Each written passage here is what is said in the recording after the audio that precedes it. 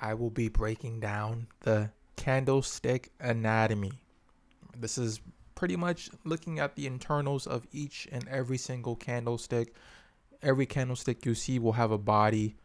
It will have an open, a high, a low, and a close, right? These are going to be your main categories here. And this candle here, the green one, that's a bullish candle. That's when a candle is moving in the upward direction. It's going up. It is buying. So the first thing you'll see is the body, which is the more rectangular, solid area. That's the body of the candle. If the market is going up, then we always open at the bottom right here. We open at the bottom and we close at the top. And the low is the lowest point this candle made, because at one point this body was all the way down here. It was all the way down here, and then eventually it was pushed back up, leaving this wick here that we see. This is the wick right here, and we also left the low. So at one time, let's say this is a daily candle, throughout the day, throughout the 24 hours, there was a time period when the price was all the way down here. It made the low, and then eventually it was pushed back up, right? And then after the day ended, it finally closed up here at the top. But at some point in that day, it did go higher.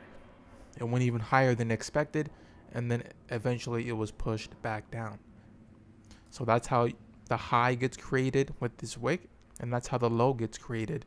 But for a bullish candle, for a buying candle, we always have an open and a close, and we have a low and a high.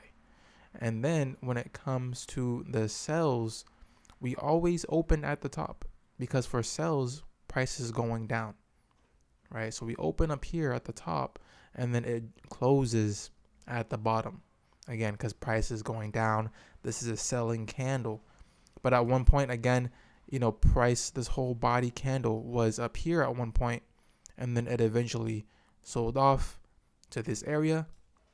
That's where it opened, and that's how the wick was created.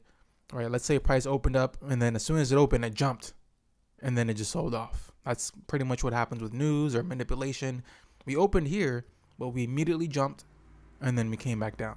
And then we came all the way back down to the point to where we sold off pretty heavily, pretty deep.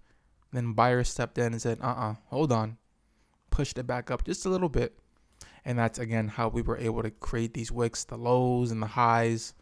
And again, the open at the top, close at the bottom for sells, open at the bottom, close at the top for buys.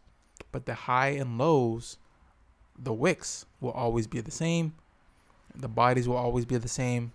But the open and close is the only real difference when it comes to buying and selling with the candlestick anatomy.